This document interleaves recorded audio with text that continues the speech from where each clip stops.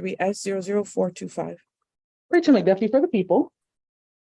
And standby counsel, Assistant Public Defender Jay Bellinger for Mr. Eric Martin, who appears via Zoom. Mr. Martin, can you please unmute and state your name for the record?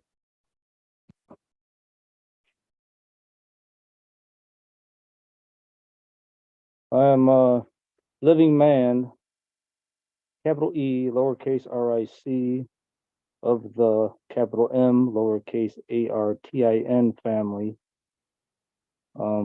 One of the people, sovereign, not a legal fiction corporate entity defendant with a name similar to mine. And here by special appearance to threaten duress, not willingly. Now, again, I object again to any attorney being appointed to me, representing me. But that's something I want to ask you, Washington. Now, you said you're appointing this public defender. Are you appointing it for me or are you appointing it for you? Or is it So just standby? I made my decision on that. It's standby counsel. If you have motions to make, you need to make those at this time. Yeah, that's how I need. I'm seeking clarification. Are you appointing him against my will to have an attorney appointed for me? Yes, it's not representing you. He's standby counsel. Please make your motions. Yeah, that's it. Well, that's I was going to make the motion to dismiss him if he's if you're trying to appoint him for me, which, as I already said before, I will not be taking no attorneys. I'm one of the people. I'm not a defendant who's, yeah. So as I said before, so I'm not going to be accepting any attorneys who's going to fraudulently assume I'm a defendant, and which would then fraudulently give the presumption I'm under the jurisdiction of the court, which I'm not. As I said before, So you got 5 minutes to make your arguments, and you can spend them however you want to. All right, yeah. Like I said before, I'm a living man. So as the U.S. Supreme Court said in the cases I cited to you before,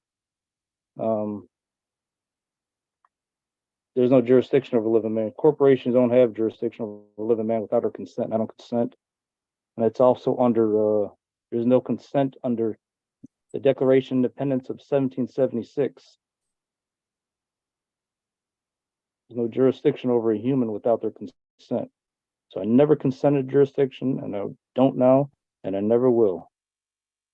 Now I have some questions though for the prosecutor. That's Sir, you don't get to ask questions. If you want to have a motion, you can make those. well, I object to that. That violates my right to a due process. It's relevant to a standing argument as to the prosecutor, whether they have standing or not. I think that's relevant to move forward or not, you know. There's no standing, shouldn't move forward, but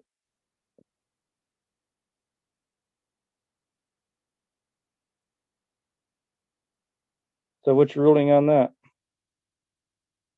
Your motion is denied as to jurisdiction and standing. Now, do you have any additional motions? I object to that because you didn't allow me to answer the questions to see whether, you know, whether you had a legit basis to make that ruling. Your objection is noted. Next. Okay, let's see here.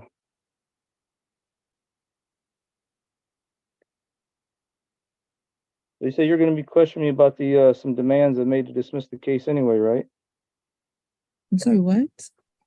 You said you're going to be addressing some demands for dismissal I made or sent to you already. So You're going to first be. of all, a demand is not a proper format before a court and could be dismissed outright. However, I'm going to allow you to make your motions here. If you want to make an argument, you can do that, sir. Okay, I object to that. That's not true. As I mentioned before, demands, when someone has the right to something, that's what the terminology demand is made. And that's the only reason why I make it. Motions, even though I know that's all you see in the court rules or whatever, traditional.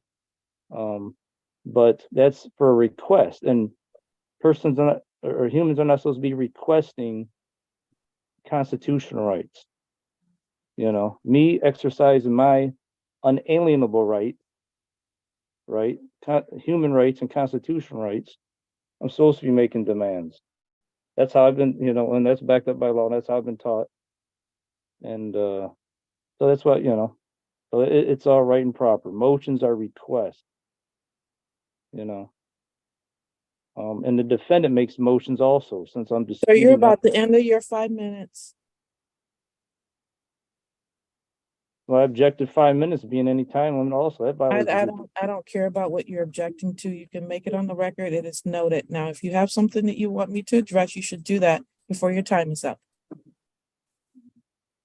Putting a limit on my First Amendment right, that's unconstitutional. So I object Sir, to that. sir, please, if you want to have something to say, other than the circular talk that you're doing, you should probably do that at this time. I didn't finish. That's why I didn't mean to, none circular. I didn't finish the first time. All right, well, that's it. As to that,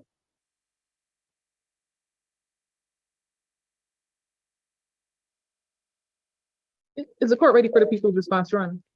I don't know if he's done with his motion. Oh, I'm sorry. Yes, I'm trying to make,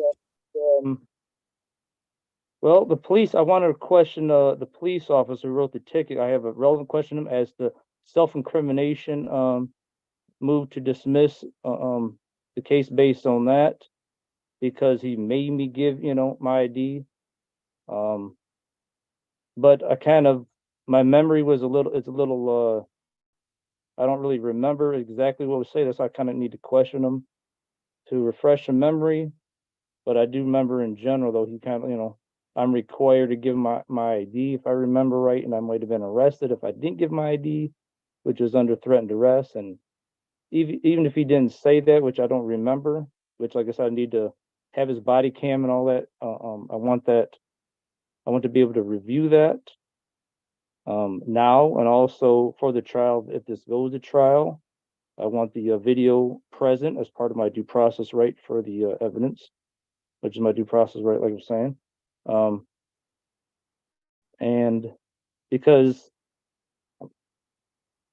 like I said, it violates my self-incrimination right, that I'm being made to give my supposed name, government name anyways, which ain't really my name, but a government name has been given. Violates self-incrimination. And then it's used against me to prosecute. So it violates self-incrimination. Yeah. Move to dismiss based on that too. And like I said, if you need more evidence as to, like I said, his questions, then he needs to answer my question. I was about to send out interrogatories to him. I'm about to do it here soon. If you find that's necessary, unless you find it ain't necessary, I'm gonna send it out soon. So.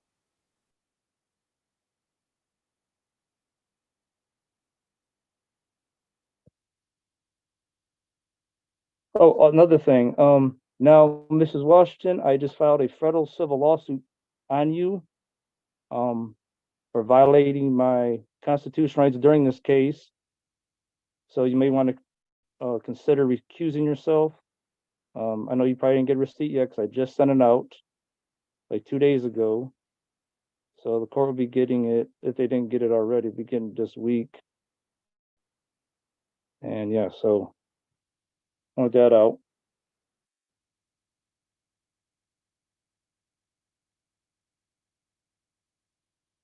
as to your motion to recuse, that is denied.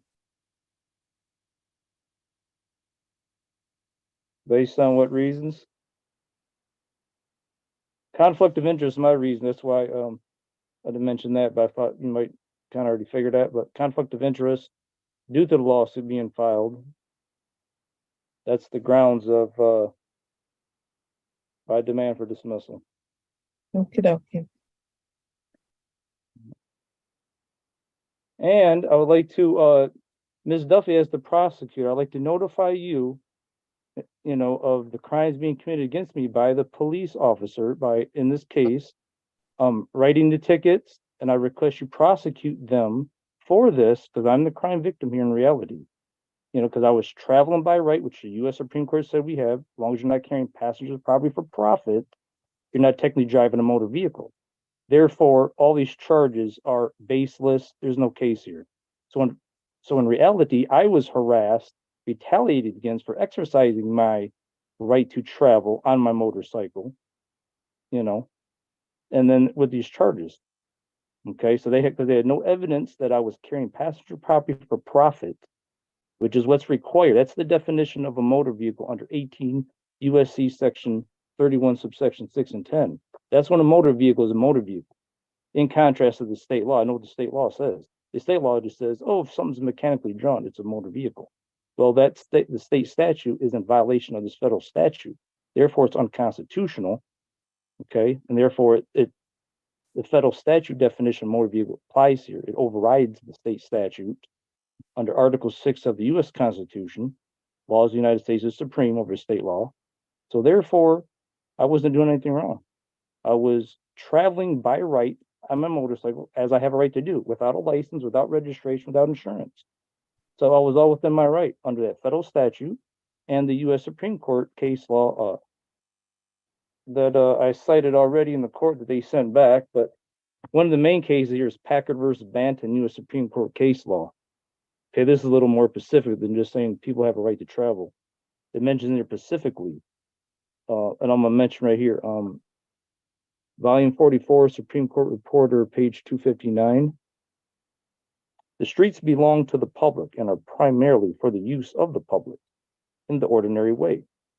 Their use for the purposes of gain is special and extraordinary, and generally at least may be prohibited or conditioned as the legislator deems proper. As they're saying right there, so we do not need a license if we're not using the streets for profit, for gain. I wasn't doing that. The police don't have no evidence of that. So he shouldn't even pull me over, stop and wrote a ticket, none of that. So I'm the crime victim. I request you prosecute him for that. And it's also federal crime, which I'm gonna be contacting the FBI about. I already tried once. I gotta call him back. So yes.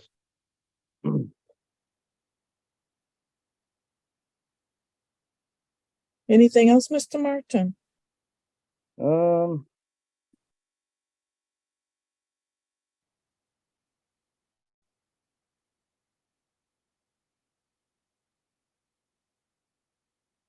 Well, I'm gonna see if you got my if you're gonna I would like to just reiterate my the demands for dismissal already made, or if you want to call them motions, but like I said, I like using the word demand because I don't agree to no unlawful presumptions that because I understand the legalese a little bit where you say one word and it means something else and it's presumed, and that's why I demand also that there be no legalese used in no stages of this case, because that's one of the fraudulent things going on in the court system.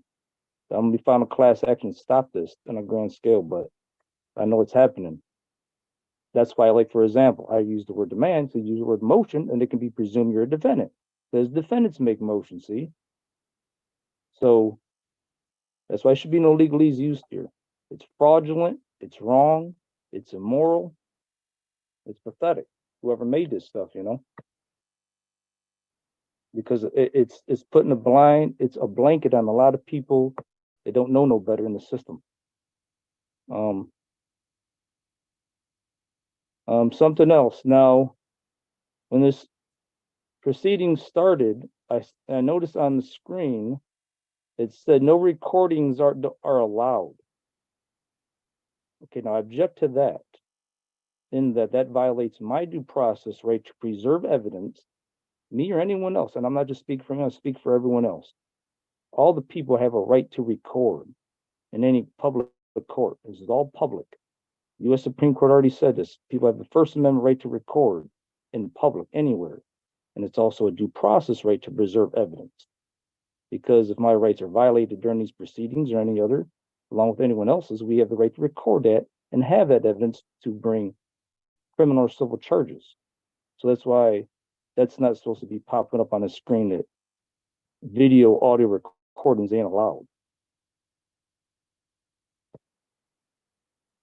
Right, thank you, sir. Ms. McDuffie. Thank you, Your Honor. So I am aware of 5 items that have been filed by Mr. Martin, I think after this case began to be pending in this court. And I'll just briefly address the as to the formatting of those. I did notice all of them are handwritten. He does write a date on the top of each document, but then he usually signs off with a different date on the bottom of the document. So if it ever comes into play that there's an issue with the timing with respect to deadlines or anything like that, for my purposes, I'm just going by the date that it was received by the court, which is usually a third date that is different from the other two. So the first document I'm aware of is titled Demand for the Return of My Motorcycle. That one was received by the court July 27th, or yes, I believe somewhere around there. I'm sorry, I'm not going to the dates aren't really important, so I'm not going to dwell on those. I'm just addressing these versus actually, I think, responding to them in detail. Defendants specifically ordered and demanded that the troopers from Michigan State Police return his motorcycle in this case. That is a request of police that was filed with the court. No response appears to be required or called for from the people, so I don't have anything to say about that. Next is the motion that was filed for the disqualification of the judge in this case. And I just wanted to point out a couple things. First and foremost, as Mr. Martin pointed out, the court rule that relates to disqualification of judges, MCR 2.003, speaks to the exact procedure for that. In a single judge court, and actually the challenge judge here is the chief judge, the challenge judge is the person who decides this motion. So I don't have any argument to make as far as that, but I would point out there is a quote included in that particular motion that challenges this court's jurisdiction. And it cites a case from, what's that? Oh yes, Penhallow versus Doan's Administrators. That's a case from 1795. And the specific quote that was cited in that case to challenge this court's jurisdiction, it's a paragraph or so. It begins with something about, heavens, let me see. I want to make sure I have it correctly. I don't want to, it's not really important. In as much as every government is an artificial person, a creature of the mind only, all that stuff about artificial persons. I think Mr. Martin already made some references to that. I just want to make sure that Mr. Martin is aware that specific quote does not exist in that case whatsoever. That quote that he used to challenge this court's jurisdiction doesn't exist anywhere at all, except for other cases where sovereign citizens have copied and pasted that non-existent case law, and they've been told the same by other courts. So apparently there's like a bank of things to be shared amongst people making this argument, just so he knows and everybody else out there knows that does not exist. It's not a thing. It's nowhere in that case. That full text of that case can be Googled for free. You will not find that quote. The same is true of another case he cited, Keller versus Potomac Electric Power. That's from 1923. That case also does not include that quote, those words, or anything even slightly resembling that argument regarding the power he believes is lacking here due to municipal court status. But FYI, the Michigan District Court Act of 1968 did abolish most of the municipal courts. 4 of them are left that they did allow to remain: Grosse Pointe Farms, Grosse Pointe Park, and Grosse Pointe Woods. All of those are in Wayne County. We're in Washington. So just so that Mr. Martin is aware, this is not a municipal court. It's a district court. Finally, as to the motion to disqualify, as I mentioned, that is for the judge to decide. But I might want to point out the manner in which he chooses to pursue that disqualification, including any comments or insults. For example, on page 9 of his motion, when he says that also Washington is not a real judge, but a clerk masquerading as a judge.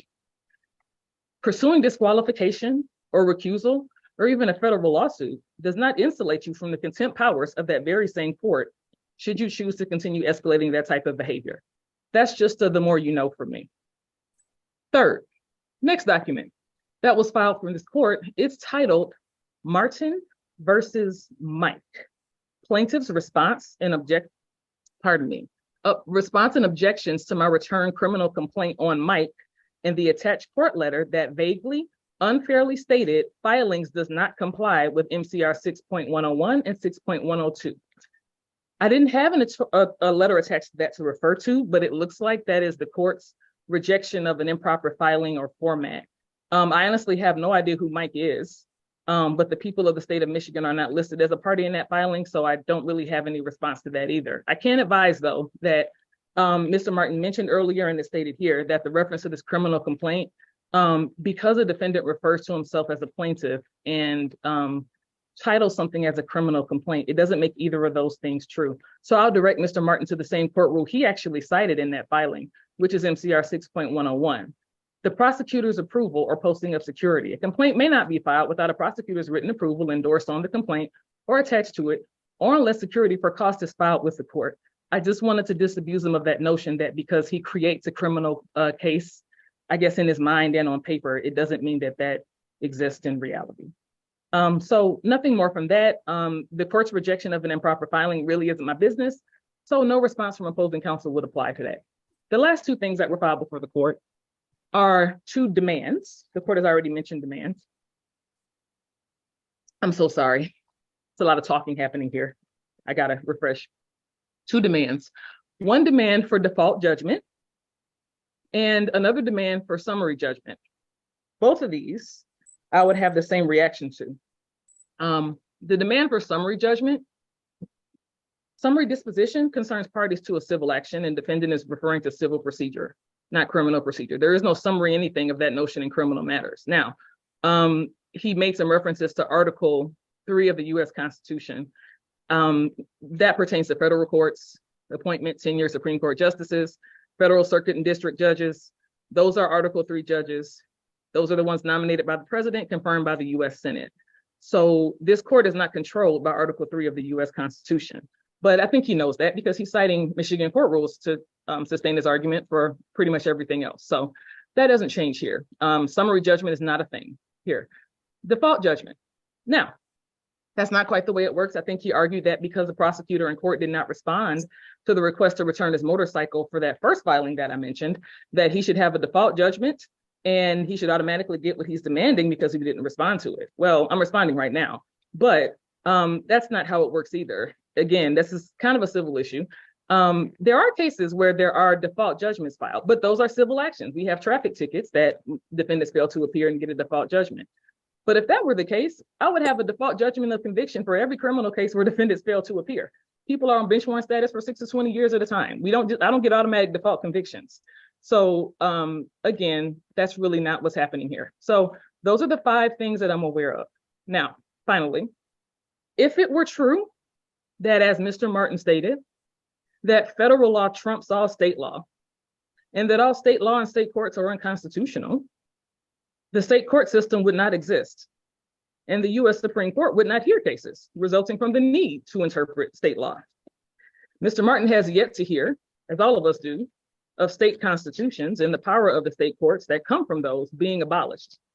So his reference was correct, that there are people in this system who don't know any better and don't know what they're doing.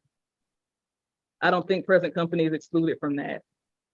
So on that note, Mr. Martin, if you want to continue without an attorney, you can, but I wouldn't recommend it. That's all from the people. It's a surprise you wouldn't recommend you're a prosecutor. But anyway, well, I think that she said so much. I took some notes, but I couldn't take notes on everything. Hard to follow along with everything else. I think it's best to, same with me too. I say one thing, allow her to respond back. She says one thing, then allow me to respond at one set of, you know what I mean? Like me saying a whole bunch, and then her saying a whole bunch, because it's hard to follow along for both of us, I think, harder. At least me, and for both, I think it's common sense, but all right, well, so I'm gonna respond now to things I could follow along with, and I took some notes, but I couldn't. I'm gonna need her to say again what I missed, and then I can respond one by one. Okay. It's not how this is gonna work, sir. That's I not think how. To understand here, I have the right to that. What are you talking you're about? not controlling this courtroom, sir. That's not how this works. As I'm speaking about what I have a right to do, I have a right to respond back. So You're all gonna right. get 5 minutes and I'm gonna be done. So that is your opportunity. And after that, I'm gonna make my rulings. You got So- 5 minutes. I'm actually setting a timer. All right. Again, I object to that again as being violates my due process right to the First Amendment. It's not supposed to be regulated by a certain time limit. My First Amendment right to say what I got to say, based on an arbitrary, unfair time limit. Sir, in a minute, you're pushing towards being in contempt of court. You got 5 minutes. You can make your objection, which you've done. You have 5 minutes. Now please move forward.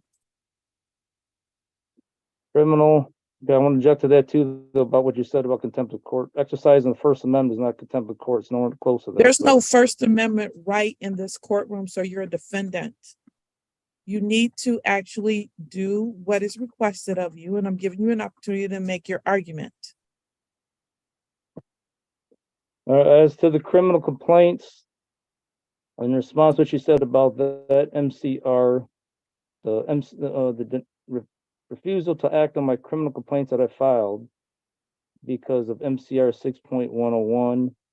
And now, first of all, it violated my due process right, obviously, because they didn't mention a subdivision, a subsection of that rule. There's many subsections. Okay. So I'm still left in the dark on what specific subdivision subsection it is. And all those apply to specific fact situations. So that was the first due process violation right there, just mentioning that too vaguely general. Number two, but assuming it was based on not paying a fee or whatever, I think like she mentioned, or getting a prosecutor's approval. Okay, if it is for that reason, those reasons are unconstitutional and therefore it's invalid. That court rule. That's why I'm going to file a class action actually on the court rule. And I'm going to get that court rule and get up out of there because it's not legit. Why it's not legit? Because as I cited in there, I'm pretty sure I cited in there. If I didn't, I have to check my paperwork. But I'm pretty sure I cited in there, or I was waiting to respond back if I didn't already. But I'm gonna say right now that it violates the court rule on, not the court rule, the Michigan Constitution part that says that people have the right to prosecute their own cases. In Article 1, I forget the exact section. But I mentioned in my paper, in some future paperwork anyways, I know that if I didn't do it on this one, in the very first one, because I didn't know, what the hell subsection it was talking about. They didn't mention it, but I know I mentioned in some later ones sent to you guys. But anyway, so yeah. So it violates that right. And also the US Supreme Court case Murdoch versus Pennsylvania. And I got the volume number, page, and all that. I think I cited you guys before in the paperwork. It says that you cannot deny someone's constitutional rights by trying to make them pay money for something. A right's a right. Bringing something to the court's a right to be heard is a right. I don't have to pay money for that, criminal or civil case. Okay, so it violates due process. So all that's legitimate. They're illegitimate, that is, their arguments are using for that. Supposed to be acted on regardless of a prosecutor's approval or not. Okay, anyways, now as to her asking who's Mike, he's the manager at Area Towing. But she would have read it. It was in the document to explain that. So, okay. Anyways, as to the Penhollow, what she said about the quote about the Penhollow case. Okay, now first I want to say, regardless of the Penhollow case, what she said, the Declaration of Independence of 1776 makes it clear the government has no power over the people. They derive their power from the consent of the governed anyways. That's something that's clear right in there. Okay. The consent of the governed. I never consented and never will. So, number two, now her saying about the quote, I was just recently going to the law library. I'm going to need more time to respond to that. But I didn't have enough time to go over the Penhollow case, but if I remember it, I was just in the law school law library recently trying to verify that quote, because a lot of these quotes that I got, that I'm citing in the court, some of them I have read and some of them I haven't. This Penhollow case, I'm not sure on that. I admit that. I have to double check myself because a lot of these I get online, YouTube, and a lot of them have been shown up to be legit because I go to law library and I double check on them, the quotes. In the Penhollow case, if I vaguely remember, I think I did have a problem myself finding that quote saying that exactly like that. But that's not saying it doesn't stand for that proposition. I'm sure it still does. I just got to go back to the law library and read it again. If I did read it, I kind of don't remember because I got a lot of stuff I'm doing. But yeah. So bottom line, I gotta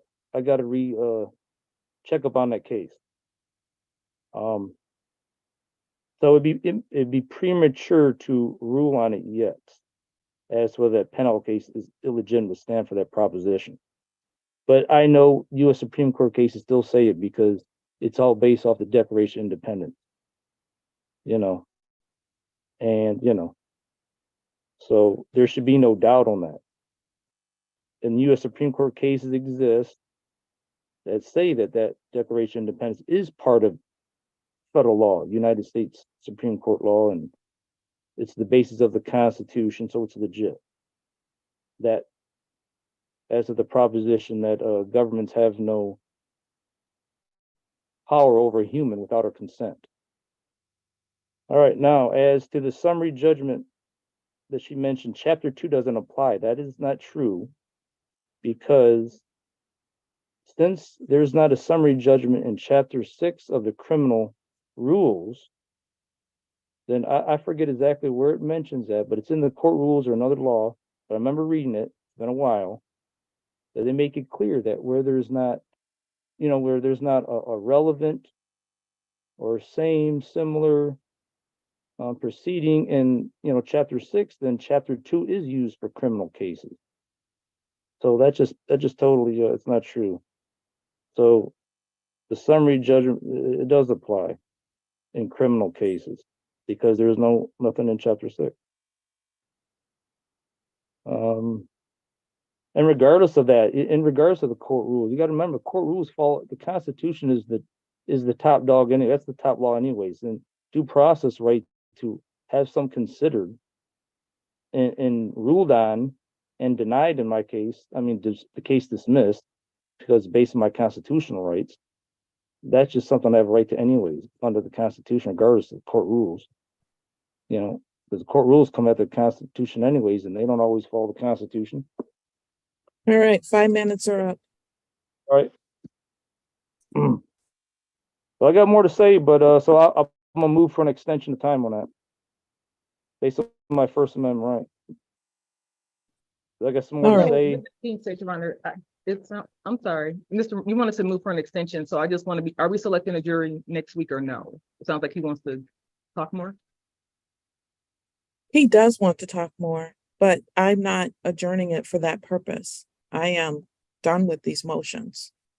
The motion in this particular case to return the motorcycle has already been addressed through the court regarding the fact that the court doesn't do that. He also filed lawsuits against individuals. Those were also rejected by this court as improper. And there's nothing to really address about that. It's already been decided. His motion to dismiss is denied. Despite his understanding of the law, and I'm not certain which law school he went to, summary disposition does not apply to criminal cases and is denied. And same is true for default in criminal cases. That is also denied. Jurisdiction is with this court, as I've ruled before, and I will not be addressing this issue again. The motion to dismiss is denied. There was one point that he did make with respect to due process that is going to compel where we go with this. He does not get to question officers except for in a trial. However, he is entitled to discovery in this case. And he mentioned that he did not receive a copy of the video, if there is a video, or if there's body cam, he's making a demand for that. And he is entitled to have a copy of any body cam that exists in this case and a copy of any police reports that exist in this case. So those items need to be turned over to the defendant so that he can properly prepare for any trial. And trial right now is scheduled for 1 week, so I don't think it would give him a proper opportunity to prepare. I will remove this from the trial docket for this upcoming week to and there is one place in which criminal cases does have a demand, and that is a demand for discovery. So I think he is making that demand for discovery, and I am going to require that the prosecutor provide him with that. Absolutely, Your Honor. I think the issue was the standby counsel and him rejecting representation. So normally this is routed to the PD's office, but since I think it's been reaffirmed today that I'll figure it out. We'll get it done somehow. What, do you have an email, or are you just gonna, Mr. Martin, are you requesting to have the documentation sent to you via mail or email? How do you plan to receive it, sir? First I want to refer to me as Mr. 'cause I understand that's another one of the term Mr. is another one of the, what's the words I'm looking for? I forget, what it's called here. All Hold right, on. you can, where you would like to figure it out, to get him that documentation. And, I'm gonna give you a new date. Legalese term, that's the word I'm looking for. The Mr. is a legalese term that's fraudulently assuming I'm a defendant and all that, but anyway, so Yes, my Your Honor, while you look for that date, I will just state on the record, if Mr. Martin, Eric Martin, living man, the individual sitting here before me today speaking, if you would like discovery, I would highly suggest that you give the court an email address or some method by which we can deliver that discovery to you, because I'm not trying to keep it from you, but if you don't help me to help you, I can't get it to you either. I'm gonna give them my address, and I'd rather do it through my physical address here at the home. I just wanted to object to the term first, that's all, but before I forgot, or you guys keep going on, don't let me do it. But same address I've been sending my demands to and all that, my paperwork. Taylor City, Michigan. Whoa. I'm talking over because this is live. You don't want everybody in the world to know your address, sir. I'm not worried about it, but okay, I mean. Okay. Your One Honor, moment. we have the information. We can send it over to Ms. McDuffie if Mr. Martin would so allow. But I don't have a problem with it, so you don't need to have a problem with my address. I don't care who hears my address. All right. Really.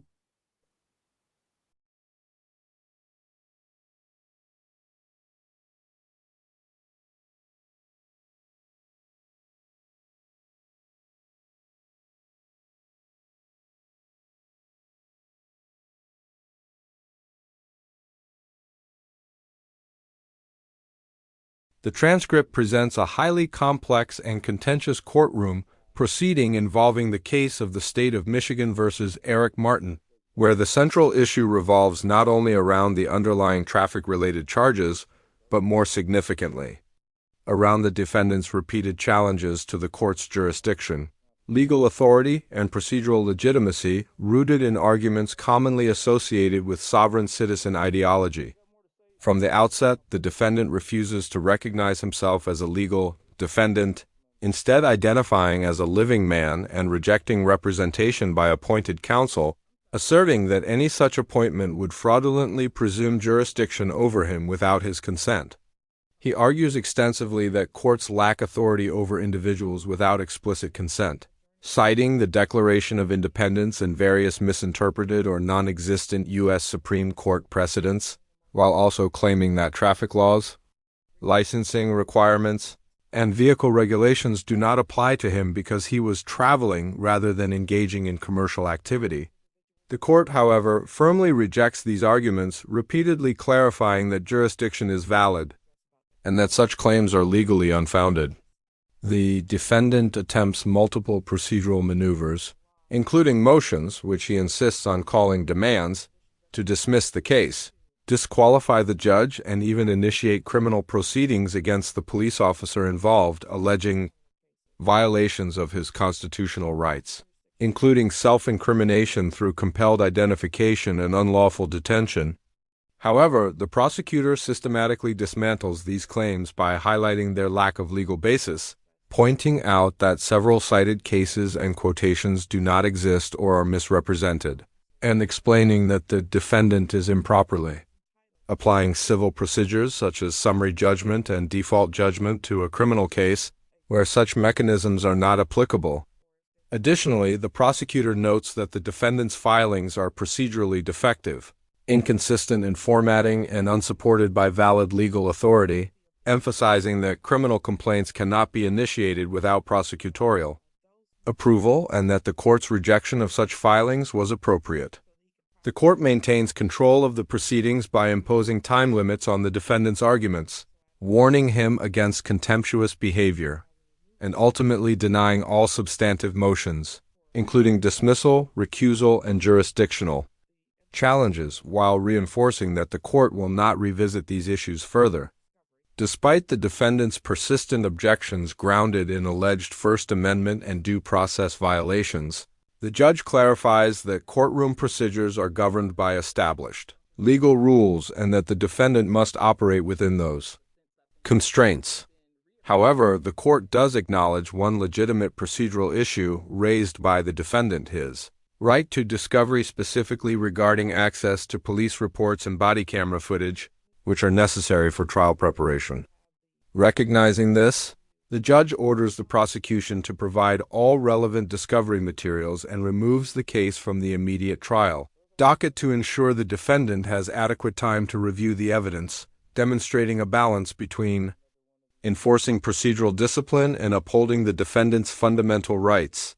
Throughout the proceeding, the transcript highlights a stark contrast between the defendant's unconventional legal theories and the court's adherence to established law, illustrating the challenges courts face when dealing with individuals who reject the legitimacy of the legal system itself.